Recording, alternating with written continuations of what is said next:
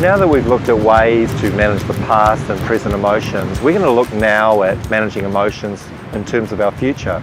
Our emotions can be affected by future situations, which have the potential to negatively affect our mood. For example, conflict with your partner may be a situation which has the potential to have a negative future effect on your mood. If you're aware of what these potential future situations are and have a plan in place of how you would respond, you are much more likely to avoid them. And if you can't avoid them, then you are more likely to effectively manage them because you have a pre-planned response in place. This is similar to contingency or risk management planning. It's like if you were planning a kayak trip down a difficult river system, it would be wise to first consider any high-risk situations you may encounter, also any warning signs that you'll be getting into trouble, or things that could trigger a dangerous situation. And for each of these situations, you would have a pre-planned response to manage them. It's the same for us emotionally. This life is also difficult, like the river trip. And it is also wise to identify any high-risk situations, triggers or warning signs for depression and low mood, and have pre-planned responses in place to manage these if they should occur. The benefit of knowing what these situations are will really help you firstly to avoid them, and secondly, if you can't avoid them, you will have the best response in place to manage them. Let's start with identifying any high-risk situations. These are situations when you are more likely to experience a low mood. These could be situations like losing your job, conflict with your partner, overworking, financial stress, work stress, and so on. High-risk situations are situations which have the potential to lower your mood.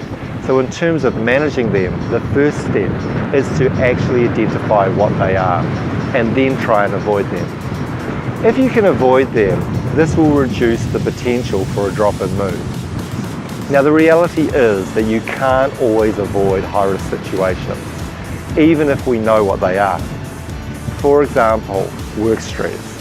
Just because we know work stress is a high-risk situation, it is not something we can necessarily avoid.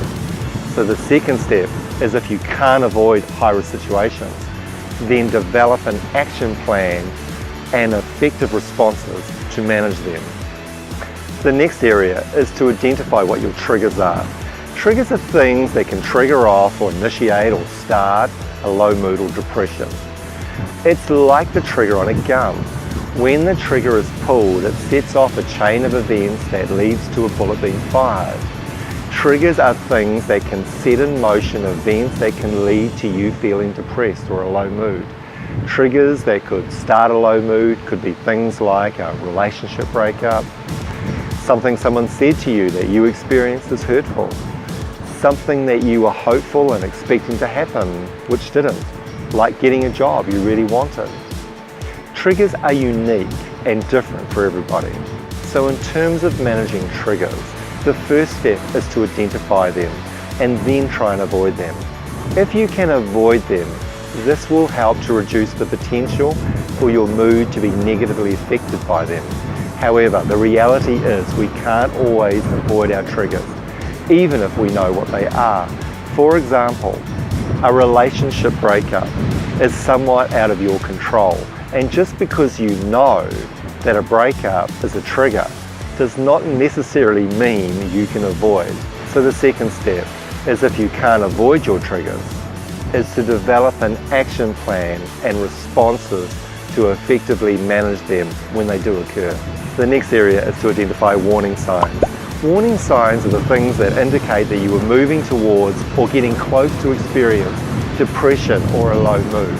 It's a bit like when you start to experience symptoms like a runny nose or a sore throat. These could be warning signs that you are getting a cold. Warning signs that could indicate that you are moving towards depression are things like you might be starting to isolate yourself, you might be avoiding social contact, you might be less talkative or less active, less into leisure activities. These are the kind of signs that could alert you that you are moving into a dangerous mood territory. Warning signs are important to be aware of, because if we can catch them early enough, we can make the appropriate changes and thus avoid getting into a serious low mood or depression. So in terms of managing warning signs, the first step is to identify them and then become aware of them in your everyday life and respond with appropriate action. By doing this, you reduce the chances of ending up with a deep depression or a serious low mood. The first step is to identify what your warning signs are, and secondly, learn to become aware of when you are experiencing them. And the third step is to take appropriate action to make the necessary changes. So in summary, if you are able to identify high-risk situations, triggers and warning signs, and respond in a positive and a proactive way, you can definitely reduce the risk of developing serious low mood or depression. You will find a helpful tool and applied process for doing this in your resource book called the Relapse Prevention Worksheet. So in practice, it could look like this. So this is an example of how the Relapse Prevention Worksheet could work. A person could identify their triggers, which for this example could be a relationship breakup, they missed a job they really wanted, an argument with their partner, or an unexpected bill. Warning signs could be less active, low energy, loss of appetite, social isolating, or a low mood. High-risk situations could be conflict, work stress, unemployment, financial stress, or a poor lifestyle balance. Now that a person has identified all these items, they can better avoid them. However, this may not always be possible. So the next step is to identify proactive responses and actions for their identified triggers, warning signs, and high-risk situations.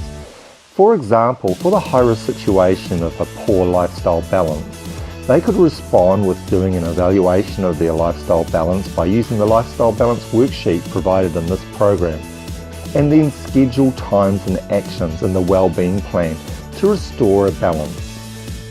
Proactive and positive actions for triggers, warning signs, and high-risk situations are unique to individuals and their specific personalities and context.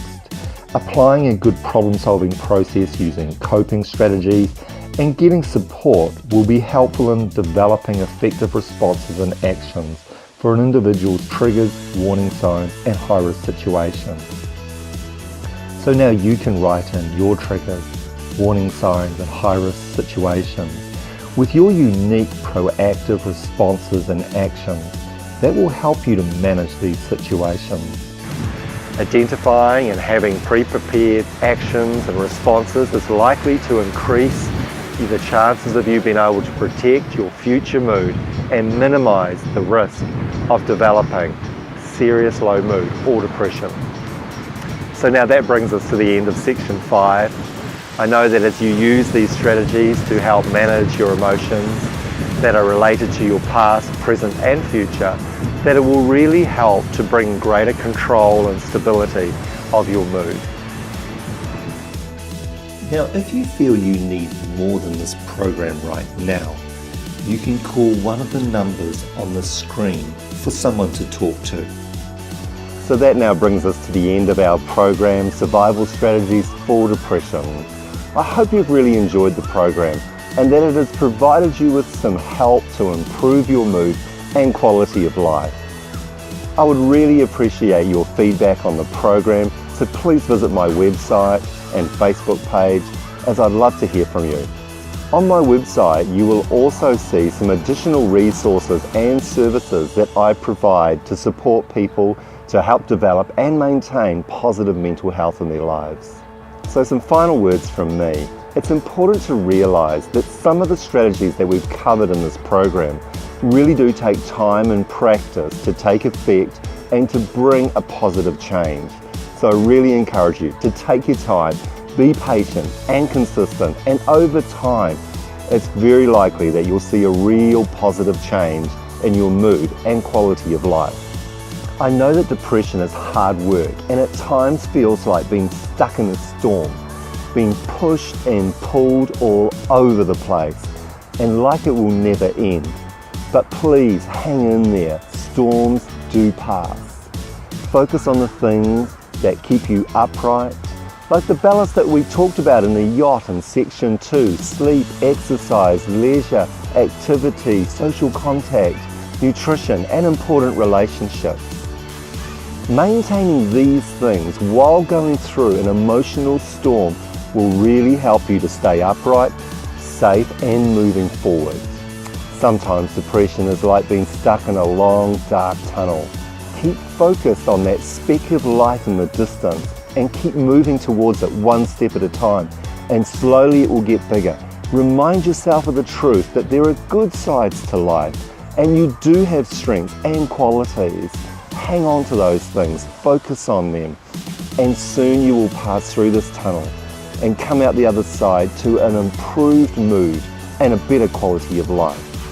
Thanks so much for supporting my program, and please pass it on to friends and family members who you think might benefit from it. So all the very best from me. Take care. I wish you all peace of mind, a positive mood, and a great quality of life.